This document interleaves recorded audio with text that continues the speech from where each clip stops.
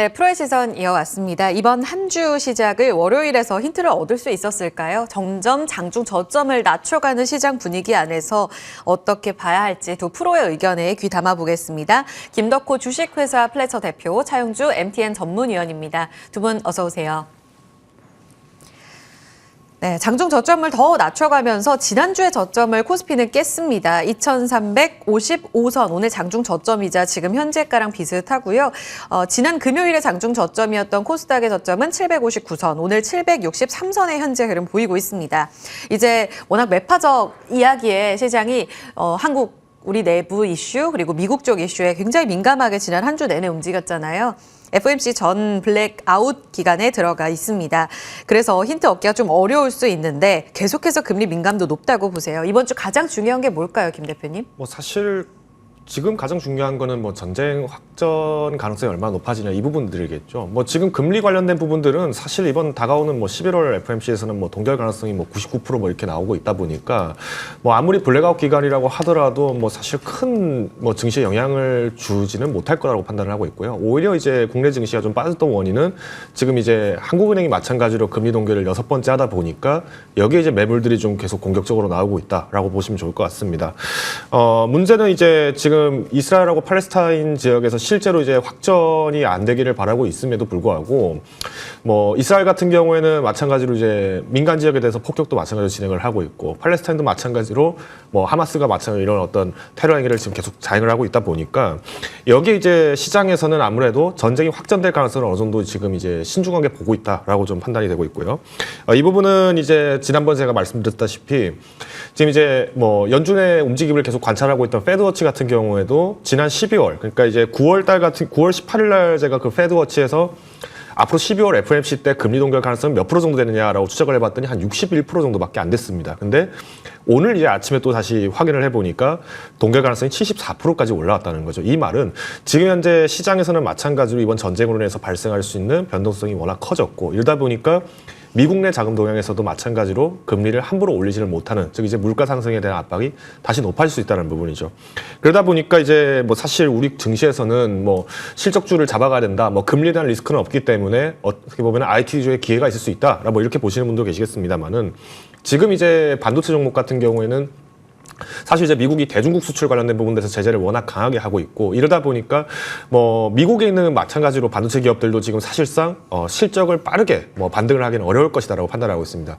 특히나 저사양 AI 반도체 관련된 부분들도 마찬가지로 규제를 지금 강화를 한 상태이기 때문에 이 부분들이 이제 지난 일주일 사이에서 지금 바뀐 부분들이 워낙 많습니다. 그러다 보면은 사실 지금 쥐고 있던 종목들도 예전만큼 매력들이 좀 많이 감퇴를 할 수밖에 없다는 거죠. 네. 자, 그러면 우리가 만약 이제 증시가 이제 악재만 남아 있냐? 그건 아닙니다. 앞서서도 이제 이시원 앵커께서 잠깐 말씀해 주셨지만은 지금 이번에 이제 윤석열 대통령이 이제 사우디를 방문을 하게 되면서 21조 가량의 이제 MOU를 체결을 했다 이런 얘기가 나왔는데 여기에 좀 힌트를 얻을 수 있는 부분들은 지금 사우디가 마찬가지로 네옴시티 관련된 부분들의 시작은 아직 조금 더 남아 있습니다. 이뿐만 아니라 이번에 체결했던 21조는 작년에 했던 39조의 그 MOU 체결하고는 좀 별개로 진행이 되기 때문에 여기에 이제 좀 초점이 되는 산업이라면 인프라 그리고 에너지 그리고 여기 이제 제조업 같은 특히 이제 자동차 관련된 부분들이 좀 이슈가 있다 보니까 아무래도 지금 이제 국내 입장에서는 그동안 반도체 부분들이 좀 조명을 많이 받았다 치면은 이제는 제조업 쪽 부분들에 대한 반등도 한 번 더 주목할 수 있지 않을까. 내년 상반기 이후부터의 움직임들이 조금 조명될 수 있기 때문에 여전히 변동성이 큰 장세지만 한번 주목해보자 말씀을 드리겠습니다. 긴 관점에서 희망 회로를 돌릴 수 있는 스토리가 남아있긴 한데 가장 중요한 건 이번 주에도 확전과 관련된 뉴스에 귀를 기울여야 한다 말씀해 주셨고요. 오늘 중국 쪽에서도 군함 배치 소식 들리면서 상해종합지수가 많이 밀렸고 장중에 앞서 이야기 나왔지만 2시부터 휴니드라든지 빅텍이라든지 이런 방산주들이 계속 고점을 높였다는 점은 눈여겨봐야 될 포인트가 아닐까 싶습니다. 그리고 차용주 전문위원님, 우리 지난주에 유독 우리 시장이 거의 이스라엘 증시만큼 이달의 낙폭을 키우면서 왜 우리만 이렇게 두들겨 맞는가에 대한 질문들이 많았었잖아요. 그 이유가 이제 주말 사이에 나온 이 내용 때문이 아닐까 싶은데 17년 만에 이 반대매매 최대 규모였다라는 이야기가 전해지고 있습니다. 지난 4월에 이 반대매매 공포 키웠던 라더견 사태 그리고 영풍재지, 오늘 키움증권과 영풍재지가 크게 밀리면서 물론 한 종목은 거래 정지지만요.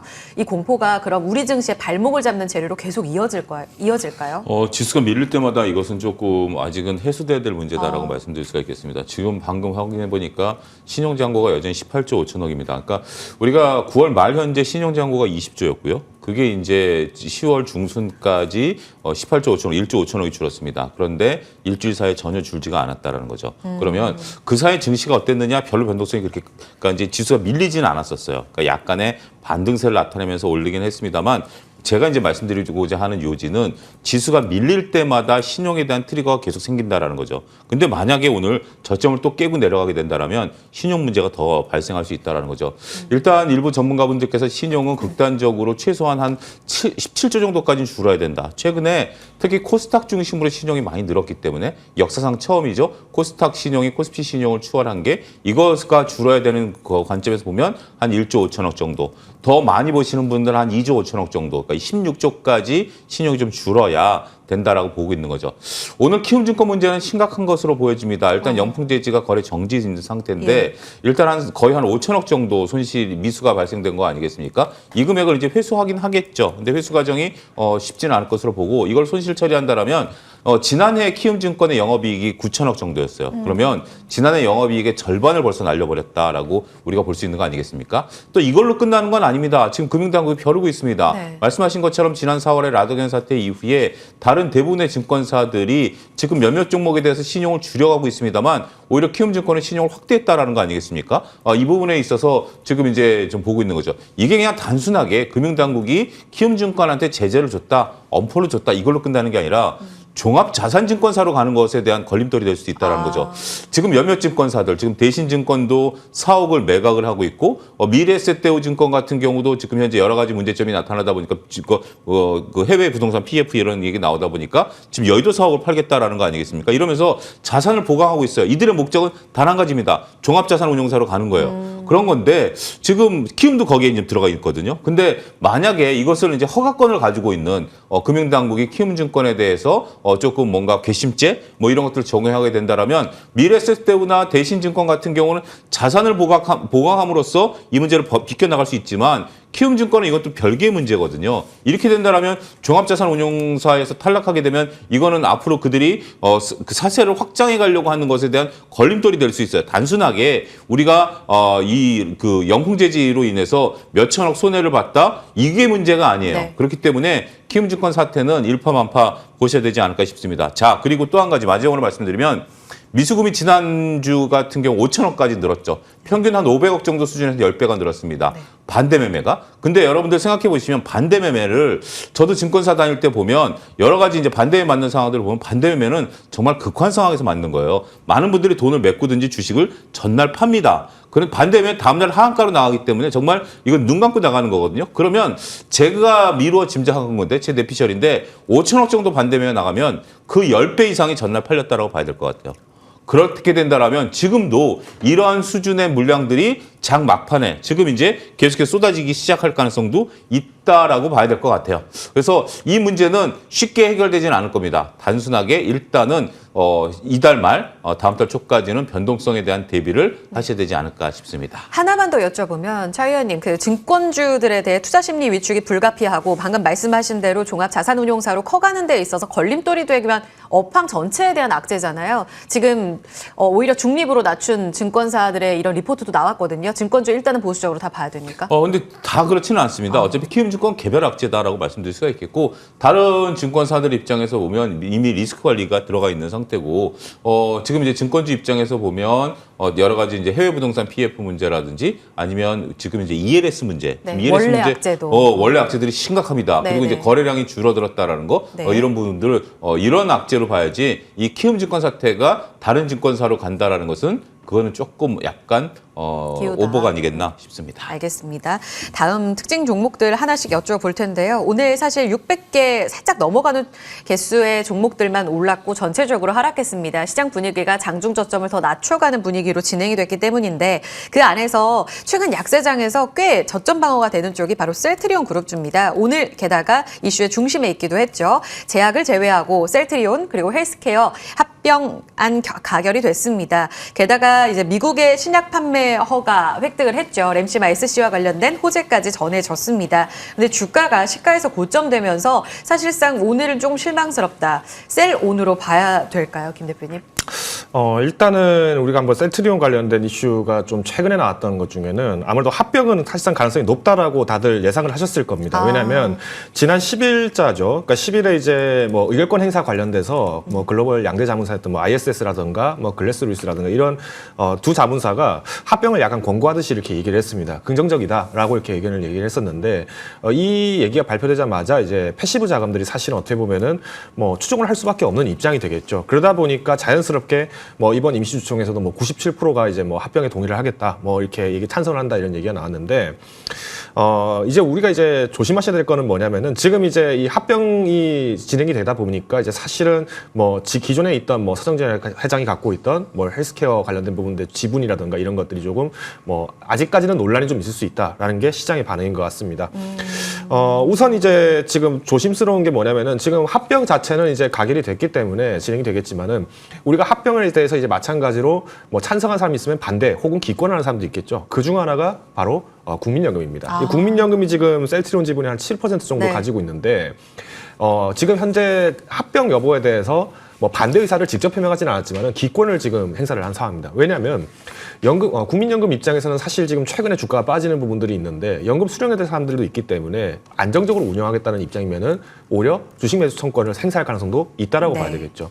그러다 보니까 지금 7%가량의 지분을 갖고 있다면은 만약 이 부분들을 전량 다 이제 행사를 한다고 치면은 뭐 1조 6천억 가까이 이렇게 되는 걸로 제가 예상을 알고 있는데 네. 이렇게 되면은 사실 최초에 서정진 회장이 예상을 했던 1조의 그 자금으로 좀 오버가 되는 상황입니다. 그러네요. 그러다 보니까 여기에 이제 뭐 기관의 외국인들 같은 경우에는 굳이 무리하게 이걸 잡고 있지 않겠다라는 의사로 좀 보여질 수 있고요.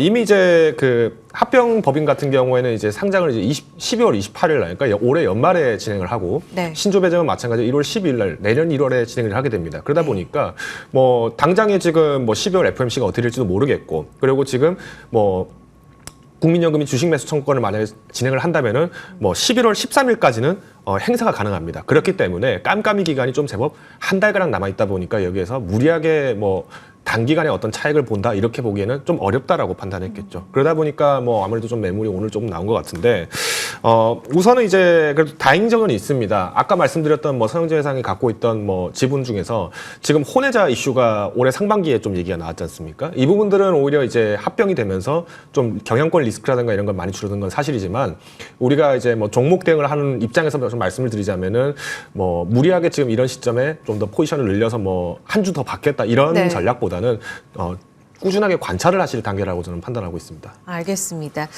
주식 매수 청구권 행사 여부는 계속해서 연말까지 좀 봐야 될 이슈고요. 1조 6,405억 원의 이 자금 관련해서 오늘 혼란스러운 이 주주들의 반응이 주가에 고스란히 녹아들었다라는 해석까지 들어봤습니다.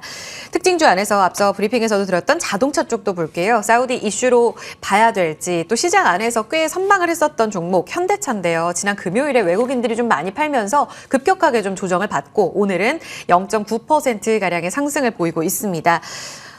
금요일에 많이 빠졌었습니다. 그런 가운데 사우디 합작 공장 소식도 있었고요. 조금의 반등을 주기는 했는데 미국의 파업의 반사수에 계속 누리고 있는 자리인가 싶기도 하고 계속 박스권 하단이잖아요. 지금의 현대차 자리 차 의원님 어떻게 해석하세요? 일단 뭐 미국의 파업, 그다음에 일본 자동차의 생산 차질 이런 것들의 반사이익, 글쎄 자동차란 재화는 이게 대체제가 아닙니다. 그러니까 예를 들면 삼양라면을 먹고 싶은데 삼양라면이 없으면 농심라면을 먹을 수는 있어요. 배가 고프니까 빨리 먹어야죠. 근데 자동차를 내가 제네시스를 사고 싶은데 제네시스가 6개월 기다려야 되고 그 옆에 있는 뭐 혼다가 3개월이면 준다라고 그래서 혼다 차를 타시는 분들은 없는 것 같아요. 제네시스를 6개월 기다리는 거죠. 그렇기 때문에 이게 파업 때문에 반사이익을 본다?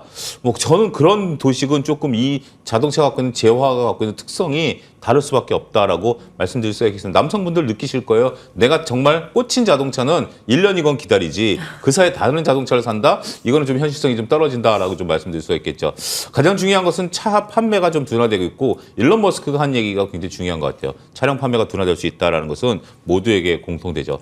그러면 이제 그 사우디발 뉴스는 어떻게 된 거냐라는 건데 이게 네. 지금 이번에 처음 나온 건 아닙니다. 이번에 지난번 갔을 때도 사우디에다가 반제품 공장을 짓는다라는 얘기 이미 나왔고 이거를 이제 구체화시키는 과정으로 나온다라는 거죠. 사우디는 지금 네옴시티를 짓는데 네옴시티의 가장 큰 난제가 뭐죠? 결국 네옴시티에 거주하는 분들이 먹고 살아야 되는 걸 만들어야 되는 거 아니겠습니까? 그 일환으로 현대차에 공장을 짓겠다라는 것이 이미 알려졌고 이번에 이제 대통령이 가셔가지고 여기에 이제 확실하게 좀 더 이제 발걸음을 닫는 거죠. 우리가 MOU에 대해서는 많이 이제 평가절하를 하고 있습니다만 제가 지난번에 MTN에서도 말씀드렸다시피 이 MOU는 뭔가 다른 MOU와는 좀 다르다. 구체적인 현실 가능성이 있다라고 말씀을 좀 드렸었고 그게 이제 점점 드러난다라고 말씀드릴 수가 있겠죠. 이 부분은 지금 현재 CKD 방식입니다. 반제품을 현지에서 조립하는 방식이에요. 현대차가 지금 거점이 두 군데가 있습니다. 러시아가 있고 인도네시아가 있어요. 그러면 이 반제품 방식은 뭐냐라고 한다면 우리가 지금 미국에다가 자동차 공장을 짓게 된다라면 많은 부품 회사들이 다 따라가야 됩니다. 한 2만여 개 정도 되는 부품들이 다 따라가야 되는데 이거는 그게 아니라 그냥 그 조립 공장을 짓는 거고 여기서 모듈화된 반제품을 컨테이너에 실어 나눠서 거기서 조립을 하는 거거든요. 인도네시아는 동남아를 장악하기 위한 거고, 그 다음에 이제 러시아는 지금 이제 계속해서 러시아 시장에만 들어가는 거고, 이번에 사우디 하면 이제 아프리카까지 장악할 수 있는 거 아니겠습니까? 더군다나 CKD에 대해서는 현대가 지금 이미 오래전부터 해왔던 방식이기 때문에 새로운 방식은 아니에요. 그렇기 때문에 여기에 대한 노하우도 굉장히 많이 있습니다. 그렇기 때문에 이 부분에 대해서는 긍정적이긴 하겠습니다만 이거는 빨라야 2026년부터 아니겠습니까? 네. 그런 부분들이고 그 사이에 이제 공장을 지어야 되고 지금 당장은 현대차가 직면한 조금 재고에 대한 부담 이런 것들이 먼저 눈에 들어오는 것들이 아니겠나 싶습니다. 알겠습니다. 과제가 아직 남아있네요. 다음 종목은 2차 전지주 안에서인데요. 오늘 에코프로 대장이 좀 약했던 가운데 여전히 좀 눈여겨보셔야 될 텐데 이 안에서 좀 시세가 났던 쪽이 있습니다. 바로 대표 테슬라 향이죠. LNF인데 최근 분위기가 굉장히 안 좋았었는데 유럽 시장 이 계약 체결 소식 때문에 유럽 시장에 진출한다라는 이슈로 오늘 반등을 줬습니다. 지금이 저점일까요? 이게 저점이라고 확신하기는 좀 어려운데 일단 이 부분을 제가 말씀드리고 싶습니다. 일단 지금 유럽 시장에 대해서 지금 확장 기대가 지금 높다라고 지금 얘기가 나오고 있는데 네. 우선 지금 LMF가 그래도 오늘 장중에 좀 상승했던 원인은 네. 기존의 테슬라 매출 의존도를 좀 많이 낮출 수 있지 않느냐 이 부분들이 이제 가장 긍정적이라고 좀 볼 수 있을 것 같습니다. 여기에 이제 고객사 다변화하겠다 계속 시도는 많았습니다. 다만 이러다 보니까 과거 이제 2020년도부터 해서 삼성 SDI가 뭐 LNF 걷어차면서 직접 만들겠다 하다 보니까 양극재대로 뭐 LNF는 힘들어지고 이런 이슈들이 나왔었는데 지금 이제 이번에 유럽에 있는 뭐 회사와 마찬가지로 물량 납품 관련된 부분들은 아직 뭐 비밀 유지 계약이 있기 때문에 지금 정확히 어떤 고객사인지 이 부분들이 좀 나오지는 않았다라고 보시면 될 것 같고요. 네. 다만 우리가 이제 어느 정도 추정을 하건데 지금 유럽에 있는 그러니까 자동차 제품을 만드는 이 기업들이라고 하면은 과거에 이제 2021년도에 폭스바겐에 마찬가지로 SK온을 통해서 우리가 이제 뭐 양극재 제품을 이제 납품을 했던 케이스가 있습니다. 그러다 보니까 실제로 지금 현재 폭스바겐 같은 경우도 마찬가지로 지금 물량 부분들을 확보하는 데 있어서 양극재 확보가 뭐 지금 당장에서 단기간에 이걸 확보할 수 있는 상황은 아니라고 봅니다. 그러니까 유미코어만 가지고 이렇게 버티기에는 현재 지금 유럽 시장에서 바뀌고 있는 판도를 뒤집기는 어렵다라는 겁니다. 지금 요번에 이제 유럽 시장뿐만 아니라 지금 중국 외에 전기차 시장의 전체 성장률은 지금 전년 대비했을 때 43%가 성장을 했습니다. 네네. 근데 문제는 지금 1위는 여전히 테슬라가 지금 23%가량 넘게 이렇게 잡고 있고요. 문제는 유럽 지역에 있는 뭐 스텔란티스라든가 아니면 폭스바겐 같은 경우는 오히려 감소하고 있습니다. 실질적으로 점유율을 높여가는 기업은 중국의 지리자동차 그리고 중국 상하이 자동차 그룹 이렇게 잡아가다 보니까 앞으로 내년 24년부터까지는 유럽뿐만 아니라 북미 시장에서의 어떤 서로 간의 각축전이 되기 때문에 이런 면에서 LMF의 기대성은 높아지고 있다 보시면 될 것 같고요. 다만 오늘 장중에서 이렇게 잠깐 반등이 나왔기 때문에 뭐 턴어라운드의 기점이 될 거라고 확신하기에는 네. 아직까지 시장은 불안하다 말씀드리겠습니다. 알겠습니다. 오늘 이슈 자체로 완전히 안도하고 추세 상승을 그리기에는 V자 반등은 아주 어려울 수 있다는 측면 들어봤고요. 마지막 질문 짧게 여쭤볼게요. 오늘 상보 크리스탈 신소 소재, 이 인질이 된 흑연 이슈로 반등하는 종목들이 꽤 있었거든요. 근데 상승폭 다 반납하더니 상보는 마이너스 전환, 다시 고개를 드는 이런 변동성을 보이고 있습니다. 하루짜리 이슈인가요? 아니면 좀 장기화될 가능성이 있을까요? 저는 하루짜리 이슈로 국한해둘 것 같아요. 왜냐하면 뭐 이 시세가 연속적이지 않기 때문에 이렇다면 우리가 이것을 물론 나타난다고 해서 강하지는 않을 것 같아요. 흑연에 대해서 지금 이제 중국이 이것을 수출 제한하는 거지만 수출을 막는 건 아니고 중국 정부의 허가를 받으라는 거 아니겠습니까? 그쵸. 이제 좀 까다로워지고 기간이 좀 길어지는 것이지 중국 정부가 이것을 100% 막겠다? 그럼 중국 정부가 이걸 다 소화할 수 있을까요?